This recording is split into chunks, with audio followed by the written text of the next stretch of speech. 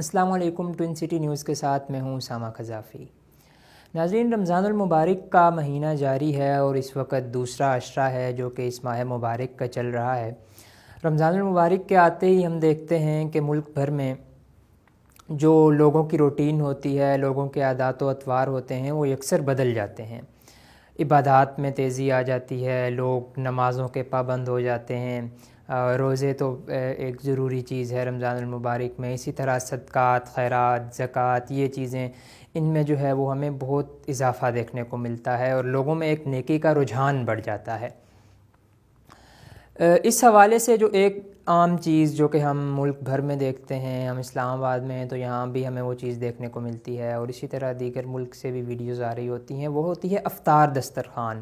کہ ملک بھر کے جو صاحب ثروت لوگ ہیں یا وہ لوگ جن کو اللہ تعالیٰ نے مال عطا کیا ہے، یا کچھ فاؤنڈیشنز ہیں، آرگنائزیشنز ہیں، ادارے ہیں، وہ مختلف جگہوں کے اوپر افطار دسترخوان لگاتے ہیں، جن کے پاس سینکڑوں ہزاروں کی تعداد میں جو ہے وہ لوگ روزانہ آ کر افطاری کرتے ہیں۔ اور یہ کچھ جو لوگ ہوتے ہیں وہ اپنی کیپیسٹی تک کرتے ہیں، کچھ چند سو کے لیے کرتے ہیں، کچھ ہزاروں کے لیے کرتے ہیں، کچھ فاؤنڈیشنز لاکھوں کے لیے کرتی ہیں۔ اور یہ ایک افطار دسترخوان ہمیں اسلام آباد میں ہم دیکھیں تو ہمیں ہر سیکٹر میں 2، 3، 4 افطار دسترخوان مختلف لوگوں کی جانب سے نظر آ رہے ہوتے ہیں۔ لیکن ہم نے ایک انوکھی چیز دیکھی ہے جس کے اوپر ہم نے آج بات کرنی ہے، اور وہ یہ ہے کہ افطاری تو سب کرواتے ہیں، لیکن افطاری تب ہوتی ہے جب روزہ رکھا جائے، اور روزہ رکھا جانے کے لیے، روزے کے رکھنے کے لیے سحری کا ہونا ضروری ہے۔ سحری کے اوپر کوئی بھی توجہ نہیں دیتا، کیونکہ ایک تو ٹائم ایسا ہوتا ہے، فجر سے قبل کا ٹائم ہے، اور پھر اگر آپ کو سحری سرو کرنی ہے تو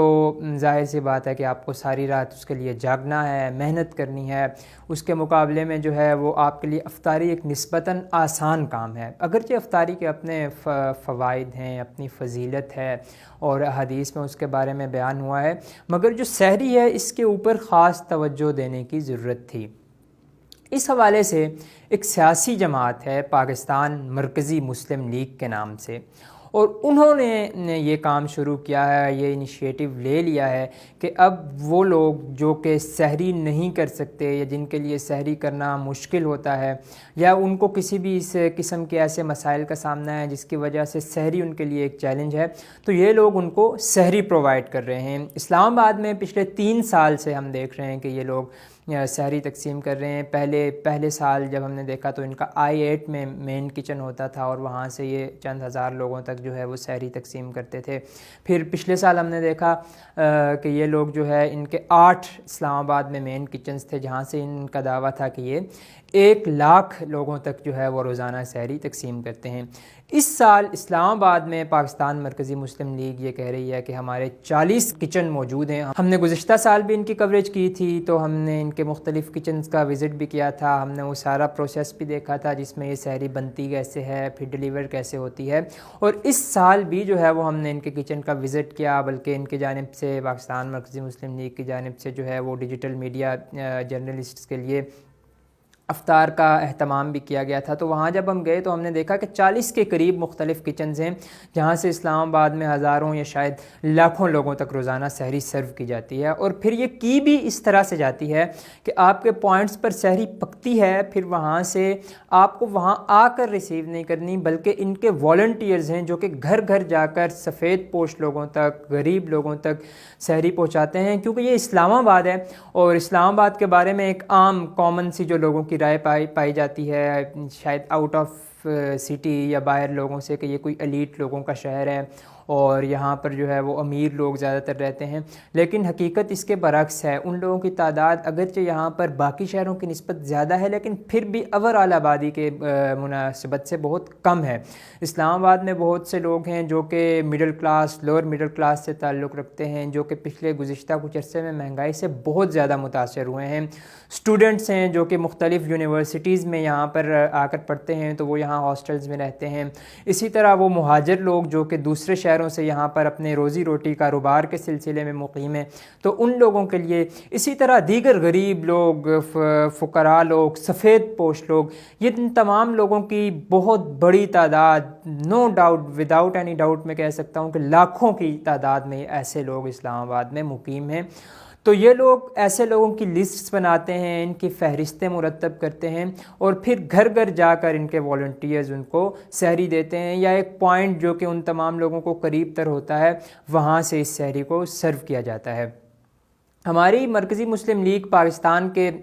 جو سپوکس پرسن ہیں، ترجمان ہیں تابش قیوم صاحب، ان سے اس حوالے سے جب بات ہوئی تو ہمیں پتہ چلا کہ یہ سلسلہ صرف اسلام آباد تک محدود نہیں ہے، بلکہ پاکستان بھر کے تمام چھوٹے بڑے شہروں میں یہ سلسلہ پاکستان مرکزی مسلم لیگ کی جانب سے جاری ہے۔ لاہور کی ہمیں انہوں نے ویڈیوز دکھائی، کراچی کے مناظر دکھائے، اور اسی طرح فیصل آباد، گجرانوالہ اور چھوٹے شہر جو کہ اتنے بڑے شہر نہیں ہیں وہاں تک کے مناظر ہم نے دیکھے، اور پاکستان کے چاروں صوبوں میں بلا تفریق ہر قسم کے لوگوں تک یہ سحری سرو کی جا رہی ہے، اور ایک باقاعدہ چین ہے، ایک باقاعدہ نظام مرتب کیا گیا ہے جو کہ پورے ملک میں ایک یکساں نظام ہے، جس کے تحت غریب، فقراء، سفید پوش، طلبہ اور جن لوگوں کا میں نے تذکرہ کیا وہ لوگ جو اس کے مستحق ہیں